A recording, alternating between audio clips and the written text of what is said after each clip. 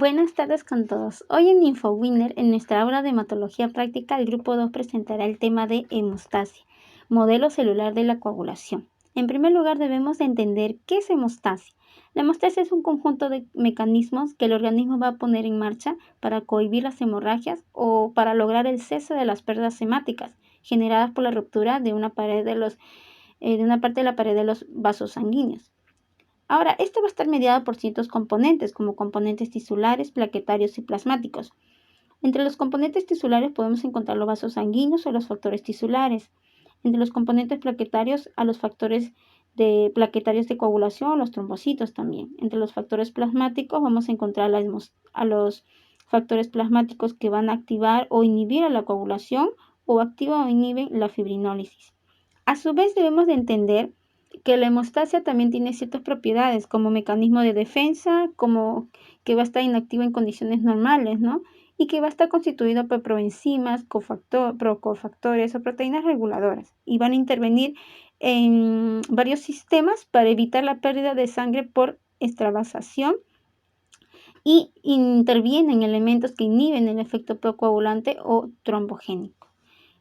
Ahora, este modelo celular ha aparecido con la finalidad, o se puede decir, es un intento de poder explicar el porqué de las patologías o ciertas fisiopatologías en un aspecto, se puede decir, in vivo, ¿no? Porque ya que los otros modelos que se conoce como la cascada de coagulación, en la cual tiene varias vías o alternativas para poder activarse el paquete de coagulación, no explica mucho estos aspectos. Por lo tanto, este es un intento para poder explicar realmente cómo funciona un sistema, ¿no? Un sistema in vivo. Entonces, el modelo celular nos dice que ocurren tres fases principales y que estas ocurren simultáneamente en diferentes superficies celulares. Y tiene tres etapas: la iniciación, la amplificación y la propagación. Cuando hablamos de la iniciación, es decir, que va a ocurrir sobre ciertas células portadoras del factor tisular, es decir, sobre células subendoteliales. Cuando hablamos de la amplificación, el sistema se va a preparar para la producción a gran escala de trombina.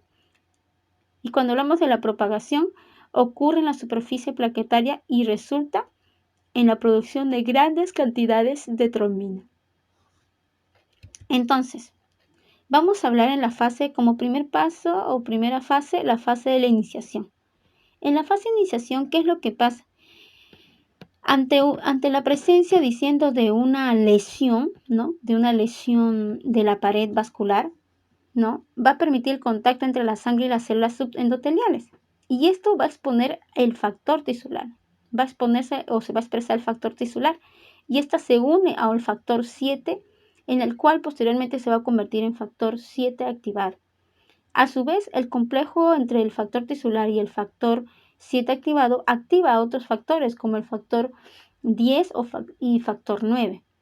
El factor 9 se va a activar en factor 9 activado y el factor 10 en factor 10 activado para que se pueda unir al factor 5 activado. Y este factor 5 activado va a generar la formación del factor 2 de la protrombina para que se convierta en trombina. Entonces, en la primera etapa, en la etapa de la iniciación o en fase de la iniciación, se va a formar una producción pequeña, no tan soluble, pero pequeña, de trombina, es decir, un 2% o una microdosis también se le llama. A su vez, vamos a pasar a la segunda fase, que es la fase de la amplificación. En la fase de la amplificación, este complejo de 10, ¿no? De 10 activado y 5 activado convierte estas cantidades pequeñas de protrombina en trombina, como hemos dicho. Y esta cantidad pequeña de trombina va a generar incluso la activación de otros factores de coagulación y de plaquetas localmente. Entre ellas el factor 8, que está unido al factor von Willebrand y se activa, ¿no? En factor 8 activado.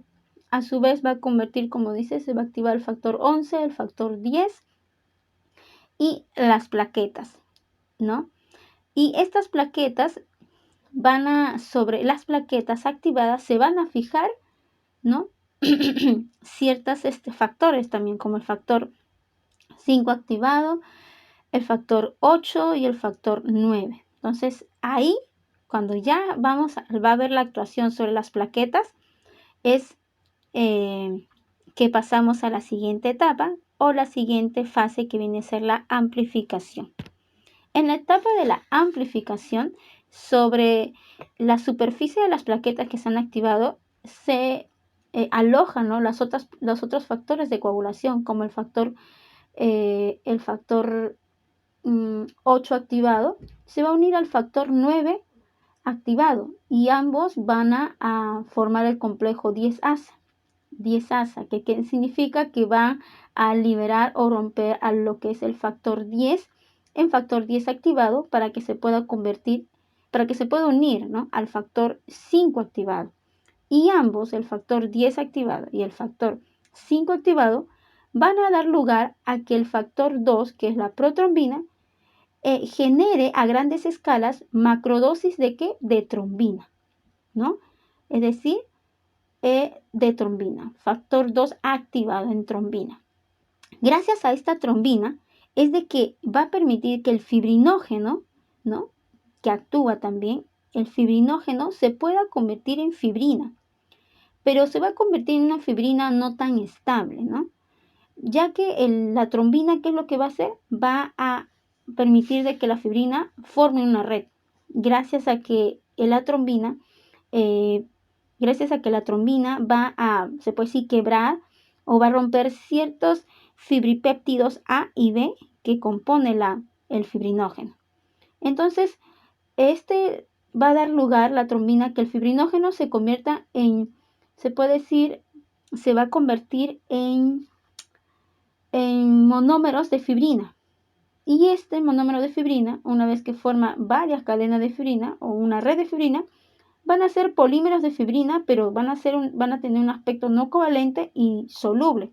Por lo tanto, puede decir que se puede romper en un momento. Por lo tanto, gracias a la trombina también, es de que se activa el factor 13, y se activa factor 3 activado.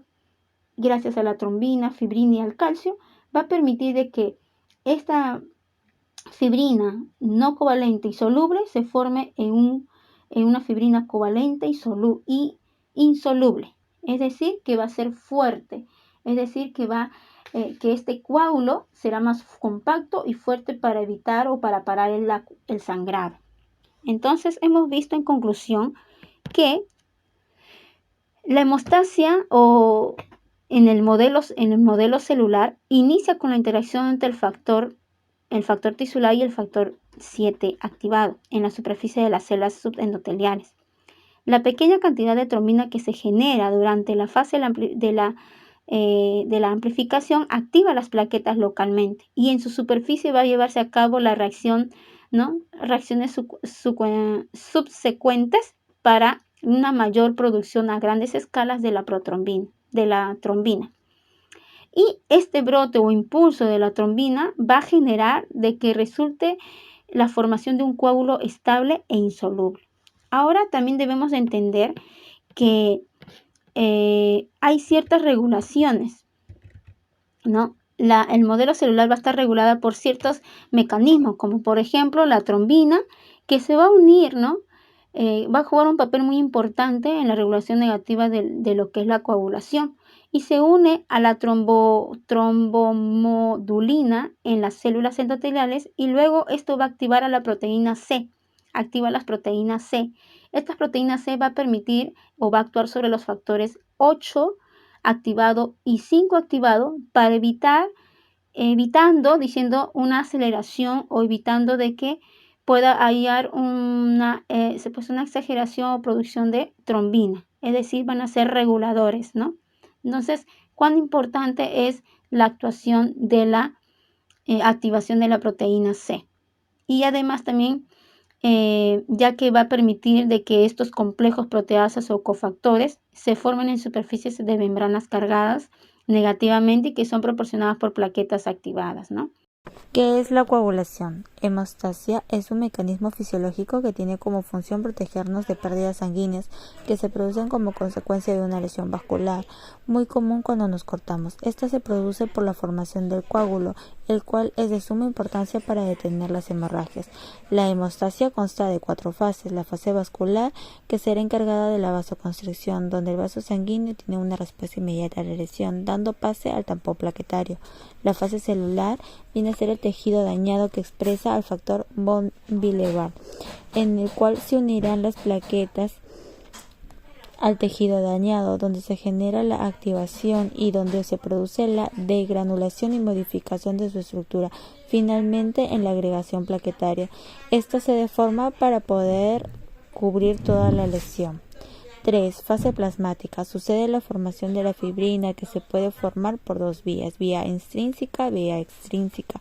Ambas se unen por la vía común, las cuales serán activadas por la vía común y dando pase a la activación de la protrombina. Esta activa a la trombina y activa al glucógeno, que se convierte en fibrina, la cual se estabiliza por el factor 13 de coagulación. 4. Fibrinólisis. Se encarga de degradar el coágulo a través de la formación de la plasmina. Pruebas de la coagulación. Nos indican o son índices de la sangre que comprueban uno o más factores. El tiempo de protrombina o tiempo de Quick es una prueba que indica la concentración de la protrombina en la sangre. Evalúa la vía extrínseca y la vía común del sistema de coagulación. Para realizar una prueba se tiene que añadir el plasma del factor tisular que activa a la reacción protrombina. Es una suspensión de fosfolípidos y de calcio, midiendo el tiempo que transcurre hasta que se coagule y el tiempo requerido para que tenga lugar a la coagulación del tiempo de protrombina. El tiempo normal o los valores normales van desde los 12 a los 14 segundos. Esta prueba refleja cambios en los factores de vitaminas K dependientes, como el factor 2, el factor 7, el factor 10 y el factor 5. Cuando los tiempos de coagulación se alargan, ya que en algunos factores no se detecta o se detecta en cantidades insuficientes. La prueba INR o Índice Internacional Normatizado es una prueba complementaria de la prueba de protrombina, que es la ATP. Se refiere a la coeficiente que existe entre el TP del paciente y la media de la protrombina del control. Los valores normales varían en una persona sana de 0.8 a 1.2 y los valores menores de 0.8 indican una alta probabilidad de formar coágulo, mientras que los valores mayores a 3 indican una probabilidad de presentar hemorragias. La prueba de TTPA es el tiempo de tromboplastina parcial activado. Es una prueba de chequeo de la vía intrínseca y de la vía común del sistema de coagulación, detectando niveles disminuidos implicados del factor 12, 11, 9, 8, 10, 5 y 2. Para esta reacción se le agrega los fosfolípidos, el calcio y el activador, que vendría a ser el silicato kaolín. Dentro de los valores normales están dentro de los 25-45 segundos. Los valores menores a esos indicarían trombos y valores mayores a hemorragias.